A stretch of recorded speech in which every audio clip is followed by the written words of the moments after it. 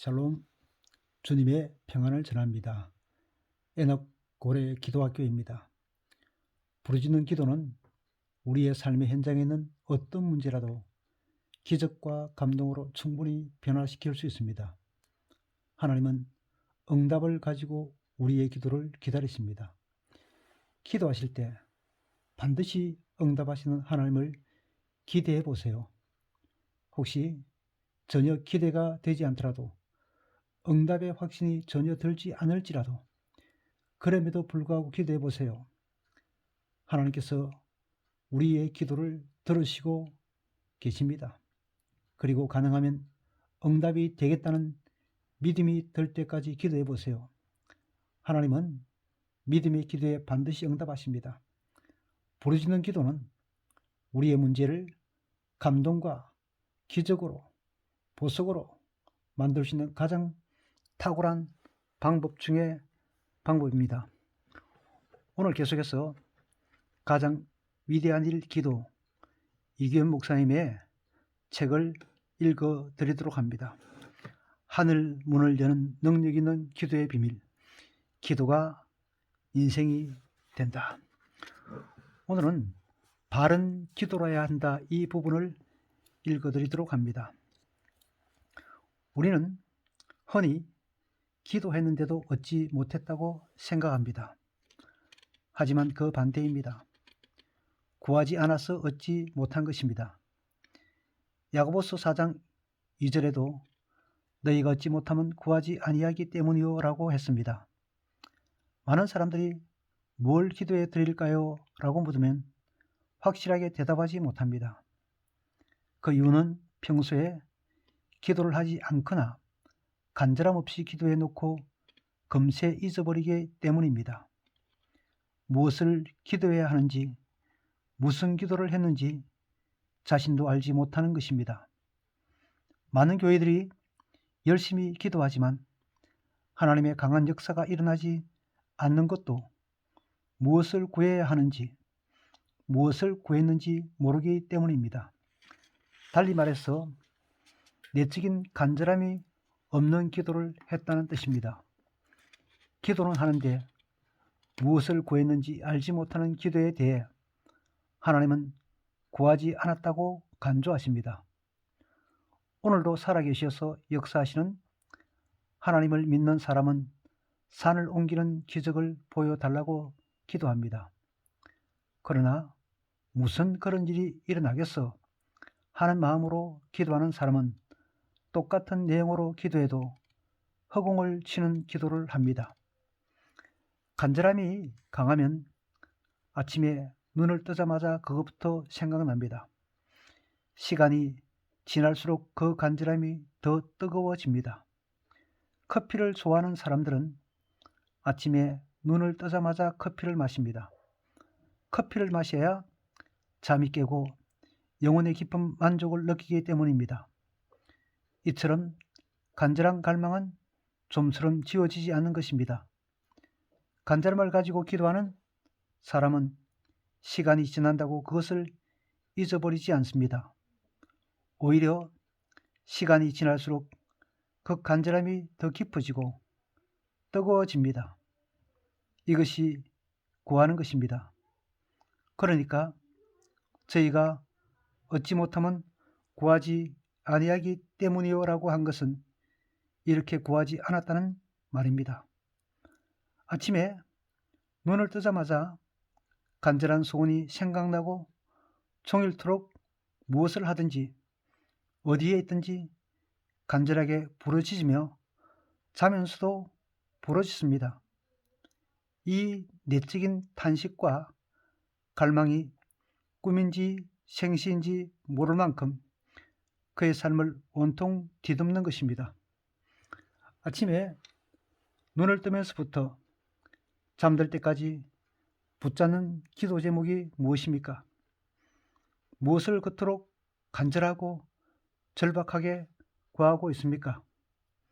하나님은 우리가 이처럼 구하지 않아서 얻지 못한다고 분명하게 말씀하십니다. 하나님을 경험하기 원하는 것이 기도다. 하나님을 경험하기 원하는 것이 기도다. 하나님은 우리에게 구하라고 하십니다. 그런데 마태복음 6장의 산상수훈에서는 하나님은 우리가 구하지 않아도 아신다고 합니다. 과연 무엇이 맞습니까? 구해야 합니까? 구하지 않아도 됩니까? 마태복음 6장의 말씀을 다시 읽어보면 한 단어가 눈에 들어옵니다. 바로 염려입니다. 그러므로 염려하여 이르기를 무엇을 먹을까, 무엇을 마실까, 무엇을 입을까 하지 말라. 이는 다 이방인들이 구하는 것이라. 너희 하늘 아버지께서 이 모든 것을 너희에게 있어야 할 줄을 아시느니라. 마태복음 6장 31절 32절. 이방인들처럼 무엇을 먹을까, 무엇을 마실까, 무엇을 입을까 염려하면서 구하지 말라고 하십니다. 이 염려가 곧 하나님에 대한 불신이기 때문입니다. 하나님은 당연히 우리의 형편과 처지를 다 알고 계십니다. 그럼에도 우리가 기도해야 할 이유가 있습니다. 첫째, 기도함으로 하나님을 경험하기 위해서입니다. 기도의 응답보다 더 중요한 것이 바로 하나님을 경험하는 것입니다. 우리는 문제가 생기거나 위기가 닥치면 그것을 해결해 주시는 응답에 초점을 두고 거기에 매달립니다. 그러나 하나님의 관심은 거기에 있지 않습니다. 하나님의 관심은 우리가 그 문제와 위기를 통해 하나님을 경험하는 데 있습니다. 교회에는 하나님을 경험한 사람도 있고 경험하지 않는 사람도 있습니다. 그런데 영적인 체험이 있는 사람은 그렇지 못한 사람에 비해 신앙의 활력이 있고 생동감이 있으며 어지간한 일에 넘어지지 않는 강단이 있습니다. 신앙이 자라려면 이 체험이 반드시 필요합니다. 하나님은 우리로 하여금 당신을 경험시키기 위해 자꾸 구하라, 기도하라라고 촉구하십니다. 여호와의 선하심을 맛보아 알지어다. 시편 34편 8절이라고 한 시편 기자처럼 하나님을 경험하라고 하십니다. 기도하는 사람은 영적인 것에 민감합니다. 자기가 구한 것을 잘 알 뿐 아니라 하나님이 그 일을 어떻게 이루어 가시는지에 관심이 많습니다. 기도와 삶이 분리되지 않고 긴밀하게 연결된 기도하는 사람들은 어떤 일이 일어났을 때 거기서 일하시는 하나님의 역사에 민감하게 반응합니다. 기도하지 않는 사람들에게 사건, 사고는 우연히 일어난 일이고 하나님과 상관없는 일입니다. 그러나 기도하는 사람들에게 그것은 절대 우연한 것이 아닙니다. 이 두 부류는 전혀 다른 세계를 경험하고 있는 것입니다. 하나님께서 역사하시는 것을 보는 즐거움, 이것이 영적인 체험입니다. 기도는 내 개인의 문제가 해결되는 것으로 끝나는 게 아니라 하나님이 내 기도를 들으셔서 어떤 일들을 행하시는지 알므로 하나님의 역사에 동참하는 것까지 포함됩니다. 하나님께서 내가 구한 것을 주시겠다 했지만 그 성취가 늦어질 때가 있습니다. 아브라함에게 자손을 번성하게 하겠다 약속해 놓고는 25년이 지났어야 그 약속을 성취하신 것처럼 말입니다. 금방 주실 수 있지만 기다리게 하시는 것은 그 인내의 시간을 통해 우리에게 바라시는 것이 있기 때문입니다. 속이 타는 우리의 마음을 몰라서가 아니라 우리가 더 적극적으로 하나님을 경험하기를 바라서 기다리게 하십니다. 이렇듯 우리는 응답과 성취에 관심이 많지만 하나님은 우리가 하나님을 체험하는 것에 관심이 많으십니다. 그런데 우리는 왜 하나님을 체험해야 합니까? 하나님을 체험하지 못하면 설사 응답을 받고 성취되었다 해도 같은 문제 앞에서 또 넘어지게 됩니다. 문제는 해결되었지만 신앙은 여전히 불안한 상태에 머무르게 됩니다. 하나님을 체험할 때 신앙이 자라고 믿음의 분량이 커지게 됩니다. 같은 문제 앞에서 또 넘어지지도 않고 다른 문제가 오더라도 문제가 아닌 하나님을 바라보게 됩니다. 문제 가운데 평강을 주시는 하나님을 의지하게 됩니다. 하나님을 경험했기 때문에 그렇습니다. 그러므로 문제가 생기고 위기가 닥쳤을 때 이 문제를 빨리 해결해 달라고 기도할 게 아니라 이를 통해 하나님을 경험하게 해달라고 기도하십시오. 하나님의 선하심과 위대한 능력을 체험하게 해달라고 기도하십시오. 기도는 믿음을 자라게 한다. 기도는 믿음을 자라게 한다. 둘째, 믿음이 자라기 위해서입니다.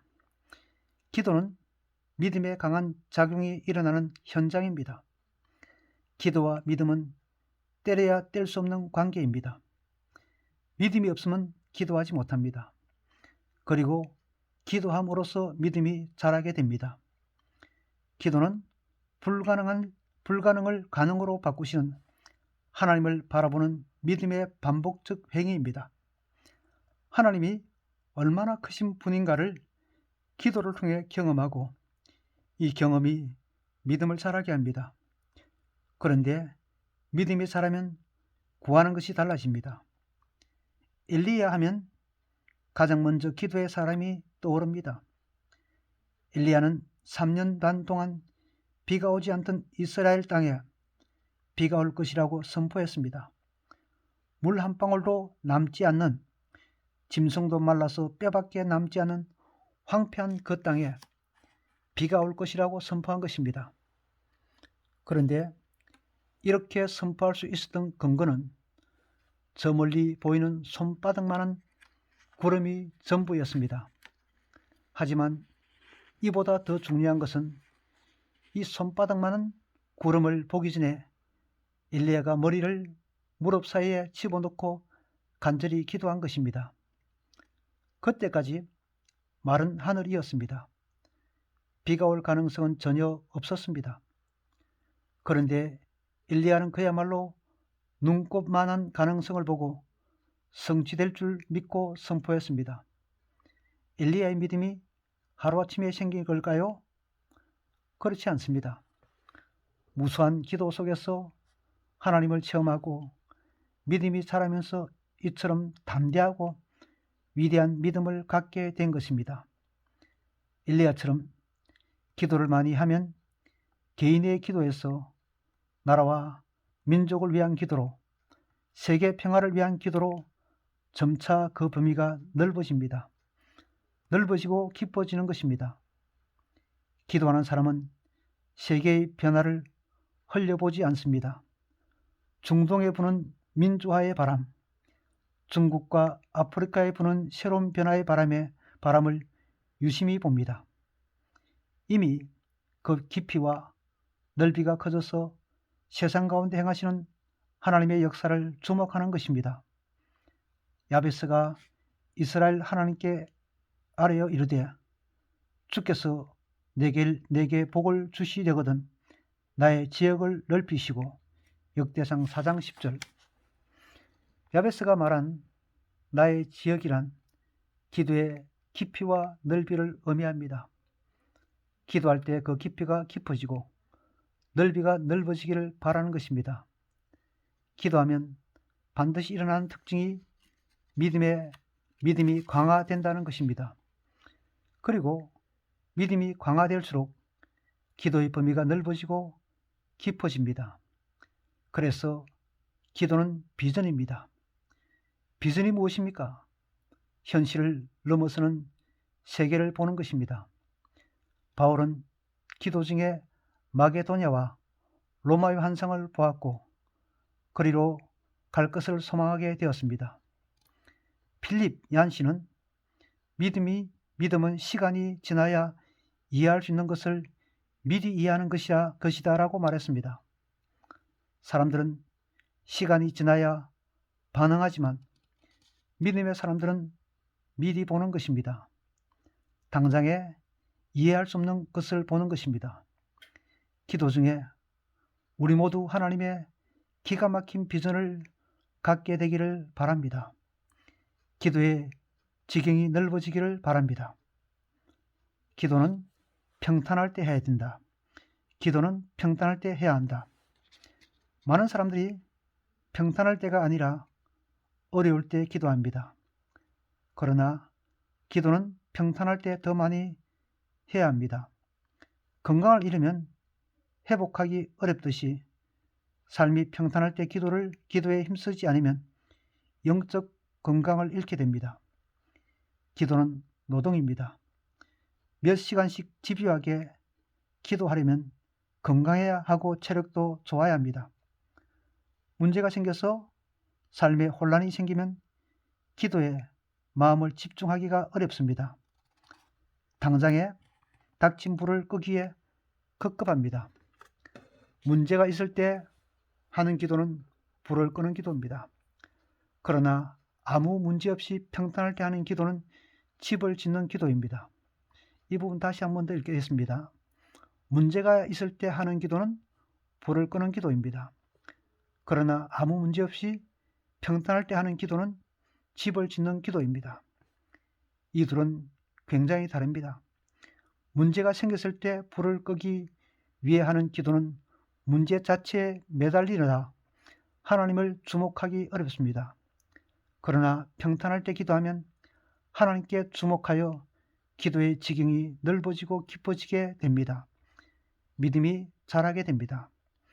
건강한 상태에 있을 때 하나님의 뜻을 분별하기가 좁습니다. 나를 향한 하나님의 비전을 발견하기 쉽습니다. 건강한 기도는 지경이 넓어지는 기도입니다. 처음엔 나 개인을 위해서만 기도하다가 차츰 그 범위가 넓어지게 됩니다. 처음엔 내 자녀를 위해서 기도하다가 나중엔 내 자녀가 다니는 학교를 위해서 기도하게 됩니다. 처음엔 내가 다니는 교회를 위해서 기도하다가 나중엔 이 땅의 교회를 위해 기도하게 됩니다. 처음엔 내가 원하는 기도를 하다가 나중엔 하나님이 원하시는 것을 구하게 됩니다. 기도하게 됩니다. 이렇게 기도의 지경이 넓어져야 합니다. 그러면 하나님이 우리가 구하는 것을 주십니다. 기도는 정욕으로 구하는 것이 아니다. 기도는 정욕으로 구하는 것이 아니다. 구하여도 받지 못하면 정욕으로 서려고 잘못 구하기 때문이라. 야고보서 4장 3절. 하나님은 우리가 구하면 반드시 주십니다. 그런데 조건이 하나 붙습니다. 정욕으로 서려고 구하지 말라는 것입니다. 기도는 엄청난 역사를 만듭니다. 그런데 문제는 정욕으로 서려는 잘못된 동기를 가지고 기도하는 것입니다. 비행기를 타기 위해 검색대를 통과할 때 소지하지 말아야 할 것을 갖고 있으면 경고음이 울립니다. 마찬가지로 기도할 때 정욕이라는 잘못된 동기를 가지고 있으면 하나님의 검색대에서 소리가 나게 됩니다. 아무리 숨겨도 들통이 납니다. 그렇다면 왜 하나님은 이 정욕에 대해 이처럼 까다롭게 구시는 걸까요? 다 주겠다고 하셨으면서도 왜 제한을 두시는 걸까요? 우리는 구한 것을 받기만 하면 좋아하지만 하나님은 우리에게 최상의 것을 주고 싶어 하십니다. 정욕을 골라낸 최상의 것을 주고 싶어 하십니다. 때로 하나님이 주겠다고 약속하시고는 그 성취를 미루시는 것은 우리 안에 정욕이라는 불순물을 제거하기 위해서입니다. 이 기간은 사람마다 달라서 어떤 사람은 1년이면 되는가 하면 어떤 사람은 10년을 해도 안 될 때가 있습니다. 자기 안의 정욕을 다루지 않기 때문입니다. 우리 안에 정욕이 있으면 하나님께 초점을 맞추기 어렵습니다. 그런 기도는 이미 관역을 벗어나서 하나님께로 인도하지 않습니다. 하나님의 마음과 일치를 이룰 수가 없습니다. 하나님은 인간의 정욕, 욕심과 결코 동요하지 않습니다. 하나님은 기도하는 내용만 듣는 것이 아니라 기도하는 사람의 마음에 숨겨진 것을 들으십니다. 이 사실을 잊지 말아야 됩니다. 우리의 기도 내용을 액면 그대로 들으시는 하나님이 아니라 그 기도하고 있는 사람의 내면에 숨겨진 깊은 동기를 들여다보십니다. 아무리 포장하고 싶어도 포장이 되지 않습니다. 기도의 언어는 매우 순수해야 합니다. 야고보서 4장 1절을 보면 정욕으로 살아가는 사람들의 모습이 나옵니다. 너희 중에 싸움이 어디로부터 다툼이 어디로부터 나느냐? 너희 지체 중에서 싸우는 정욕으로부터 나는 것이 아니냐? 싸우고 다투는 이유가 뭡니까? 내 안의 정욕 때문입니다. 2, 3절도 마찬가지입니다. 너희는 욕심을 내어도 얻지 못하여 살인하며 시기하여도 능히 취하지 못하므로 다투고 싸우는도다. 너희가 얻지 못하면 구하지 아니하기 때문이요 구하여도 받지 못하면 정욕으로 서려고 잘못 구하기 때문이라. 이 말씀은 관역을 벗어난 기도를 하는 근본적인 이유가 무엇인지 알려주고 있습니다. 야고보의 별명은 낙타 무릎입니다. 왜 낙타 무릎일까요? 기도를 너무 많이 해서 그렇습니다.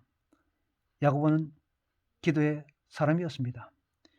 기도에 관한 최고 전문가가 지금 우리에게 기도에 대해 기가 막힌 가르침을 주고 있는 것입니다. 오늘날 세상은 갈수록 경쟁적으로 치닫습니다. 하나라도 더 많이 갖기 위해 업무와 중상 오력과 뇌물과 거짓이 판을 칩니다. 기도하지 않은 삶에게 나타난 당연한 현상입니다. 기도하지 않으면 인생을 자기 능력에 의지하여 살아갑니다. 당연히 경쟁적일 수밖에 없습니다. 기도하는 사람은 자기 능력이 아니라 하나님의 능력을 의지합니다. 하나님이 먹이고 입히는 대로 살아갑니다. 경쟁적일 필요가 없는 것입니다. 사람들의 얼굴을 보십시오. 얼마나 살벌한지 모릅니다. 시기하고 질투하고 다툼이 일어나는 이유는 우리 안에 해결되지 않는 정욕 때문입니다. 그러므로 인간관계에 문제가 일어나고 있다면 기도 생활을 점검하시기 바랍니다. 기도가 무엇일까요? 내 힘이 아니라 하나님의 도우심으로 이루어질 것을 믿고 모든 것을 하나님께 맡기는 행위입니다.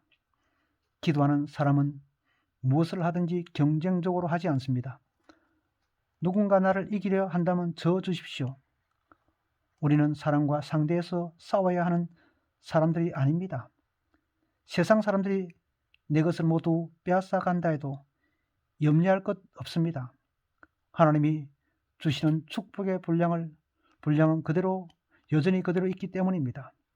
그러므로 싸우지 않아도 때가 되면 주십니다. 하나님은 우리가 다투며 일하는 것을 원하시지 않습니다. 정욕으로 일하는 것을 원하시지 않습니다. 어떤 사람은 죄를 하면서도 혈기를 부립니다. 정욕을 따라 일하기 때문입니다. 기도하는 사람들은 나와 같은 분야에서 일하는 사람이 잘 되었을 때 시기하지 않습니다. 축복의 원천은 하나님이십니다.